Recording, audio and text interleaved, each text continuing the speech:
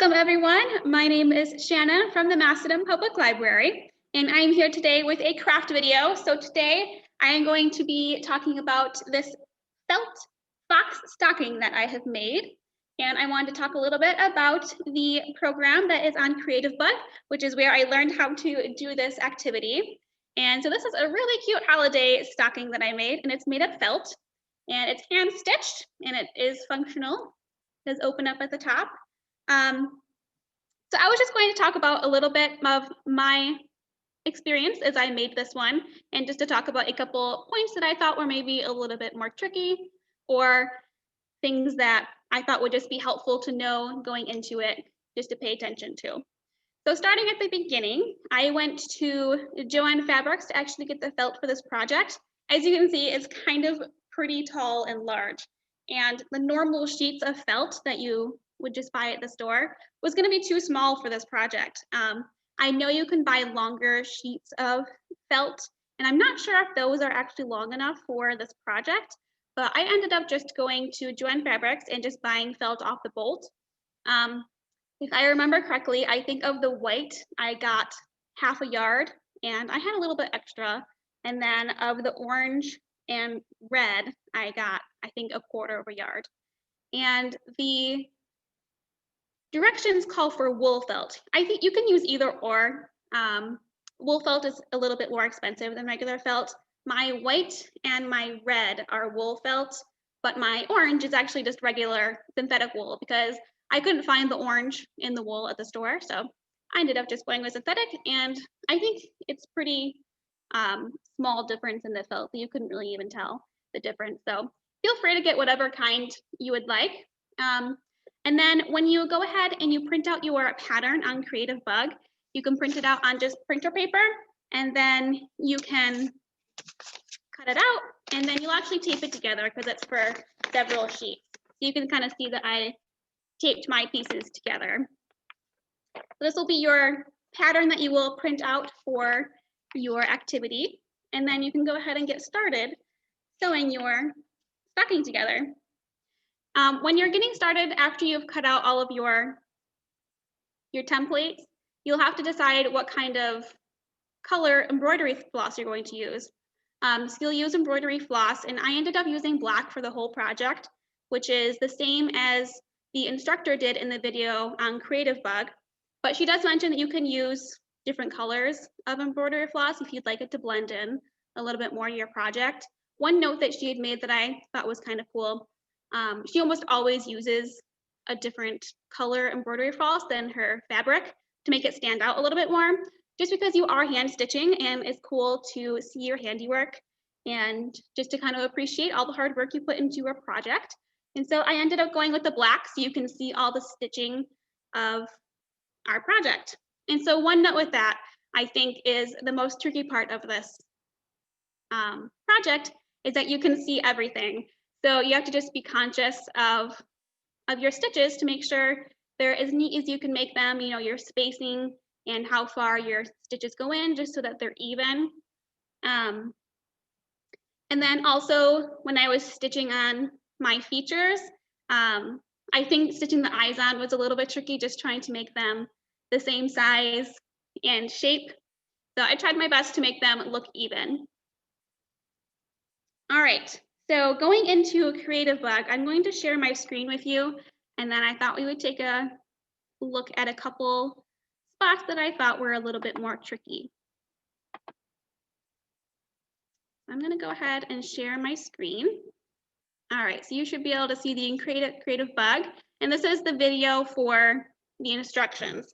I thought the instructor did a really good job with this video. It is on the long side, and when I first watched this, I'm like, oh, this looks like, you know, kind of difficult. But once I got started, it was actually quite easy, and the length of the video is kind of intimidating, but she does a really good job of explaining the instructions, and so having clear instructions what made this project a lot easier. And you end up using 3 different stitches. You use the running stitch, the whip stitch, and the blanket stitch.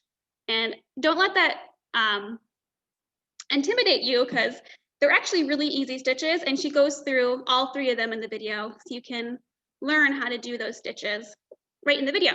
which is really helpful. So you don't have to go outside and, look them up on how to do them. You can learn how to do everything that you need right in this video.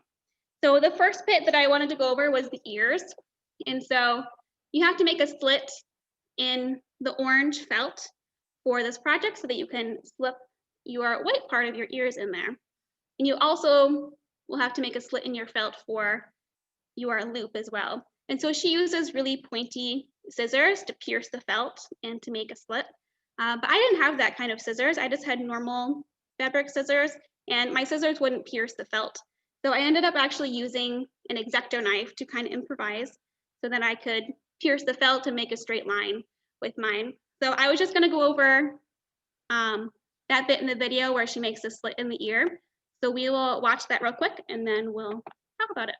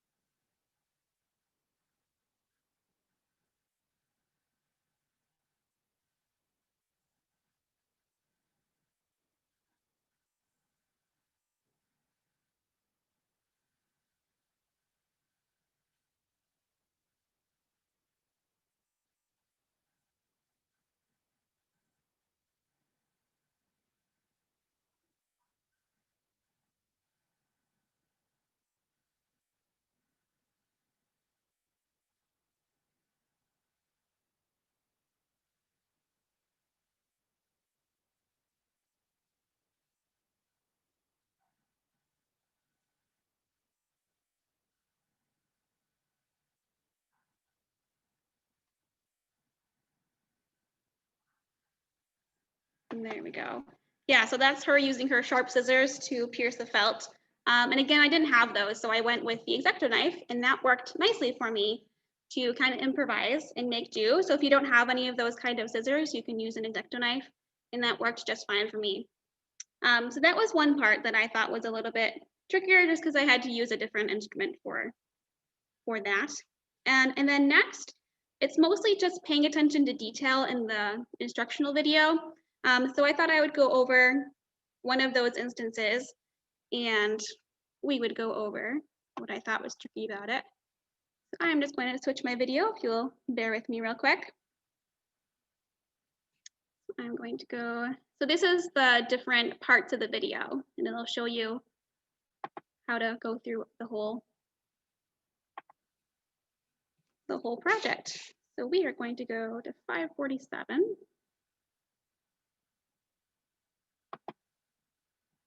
So this part is going over putting the whiskers on. So you're making the detail in your fox and putting the whiskers on. And it's just paying attention to like what direction you're putting your needle in and out. Because sometimes it changes. So like between doing your whiskers and then going down to your leg, just on like if you start to go in the orange or the white, and then also with like the ears. So I'm going to go whiskers. We'll watch this little clip here.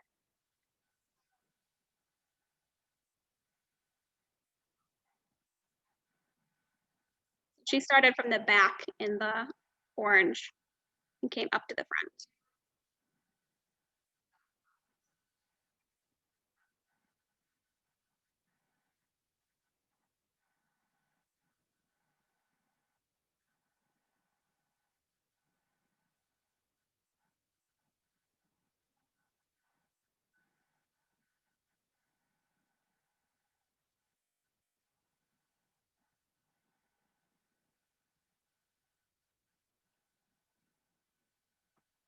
There we go.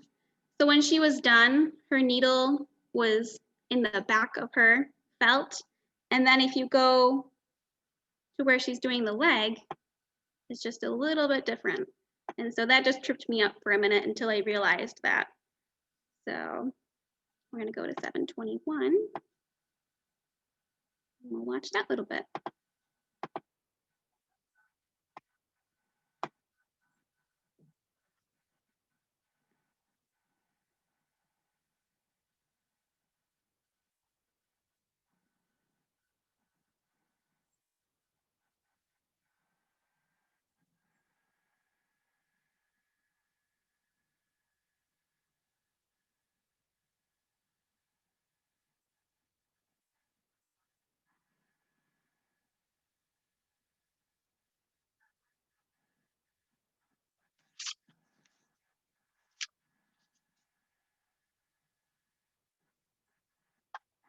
All right, and so that was the part right there that kind of messed me up for just a minute until I realized she's now on the front of her box and not in the back of the felt.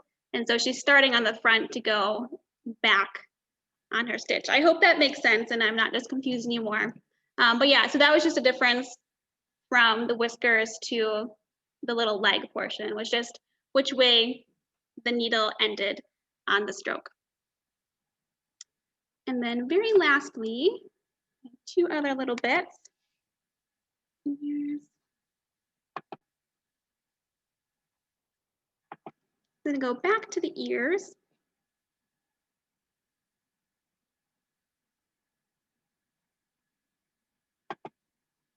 Yeah, so I'm back to the ears. And again, we're just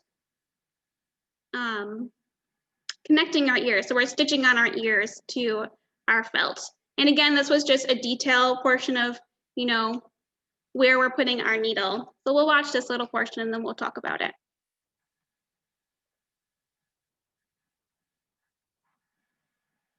So she starts in the mustard and into the white.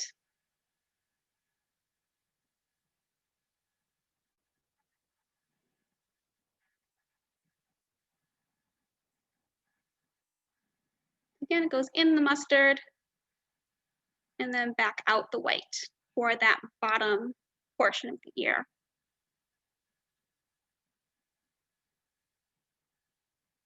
And so once you finish with that bottom portion, then you have to go up for the rest of the ear.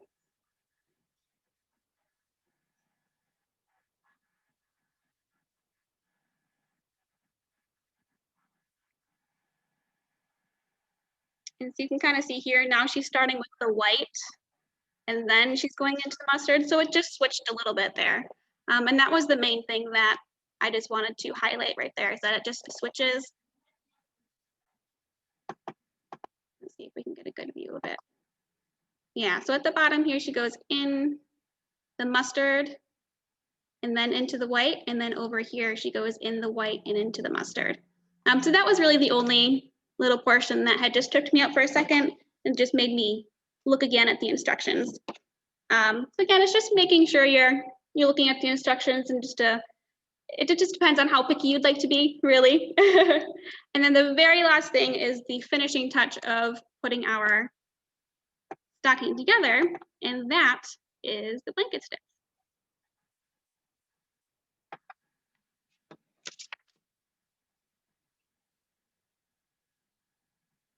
I actually did not know the blanket stitch before I had done this video, so I was a little unsure of how to do this portion, but she did a really good job of explaining the stitch, and it actually turned out not to be that difficult. So we'll go ahead and we'll go through how she explains the stitch so that you can get an idea of how she teaches.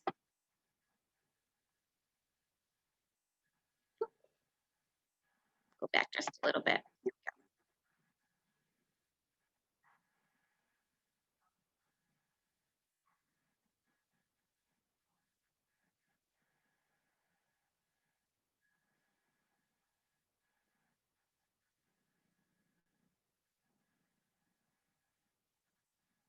And that is the blanket stitch right there.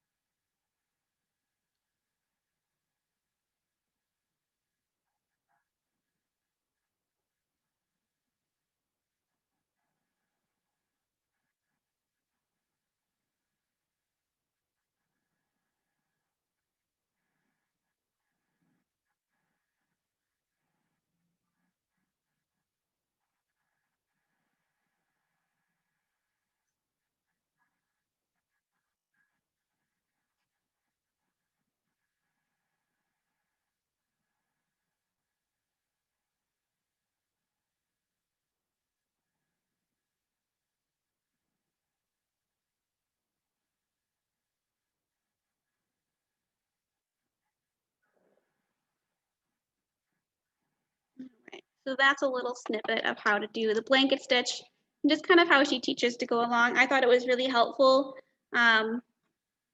just to learn how to do that stitch right in the video. And then also she explained how to keep going when she ran out of thread and like, oh, I have to add on some more thread. And she taught how to do that, which I thought was really helpful as well. And so those were pretty much the points that I had that were maybe a little bit more tricky, or really my hope was just to bring to view a couple of spots that were just to pay attention to while you're going through this activity. And again, this activity was actually pretty easy to do with the video, and it probably took me a few hours to do this activity. I guess the one other thing I would say is when you're making your loop, as you can see, you go through both of your layers of felt, and so that gets stitched together. So I actually brought mine in a little bit more inward than I would have liked. So I would just recommend putting it maybe a little bit closer to your edge so that it doesn't close up more of your stocking than you would like to. So that was the one thing that I had noticed after the fact with mine. So do you guys have any questions? I hope that made some sense to you guys.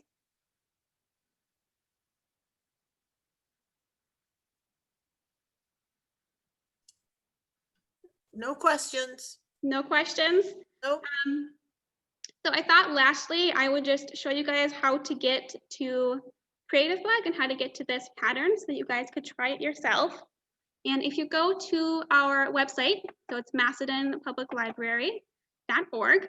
And so right on our main page, if you scroll down a little bit, in the second column, there is a link for Creativebug. And if you click on that link, it will bring you to the login, and you can log in with your library card, and it will prompt you to make an account if you don't have one. So we have access to Creativebug here at the Macedon Library. And so you can go ahead and do that, and that will get you logged in. And I'll show you once you're logged into Creativebug, you'll be in your account and you can search for classes. So this is under the holiday one. You can either just go to the holiday or you can just search directly for this activity. And so this is the felt fox stocking. I will go ahead and click on that and it will bring you right to the class.